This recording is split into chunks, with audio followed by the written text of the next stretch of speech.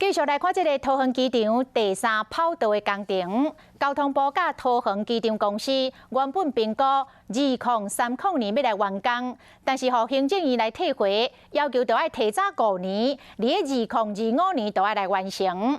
外界认为这是为着桃园市长郑文灿甲行政院长苏贞昌在铺这个政治的跑道。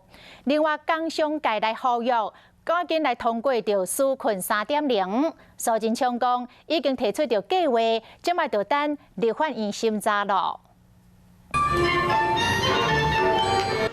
颁奖表扬职业的调解人员，行政院长苏贞昌甲受奖人一日来翕相，过来疫情有较回，照到举办这款中大型活动，不过产业界也未完全恢复，工总呼吁政府爱赶紧补助解救产业。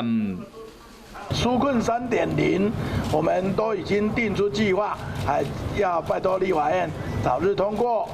苏贞昌趁这个机会加入为拜托，经济虽然受到疫情影响，成长有较慢，但要过来建设的脚步未使前。桃园机场第3跑道兴建案。 交通部甲土机公司规划2030年完工，和行政院退回，要求伫2025年要完成。和外界认为讲，这是为了苏贞昌甲桃园市长郑文灿咧铺政治跑道。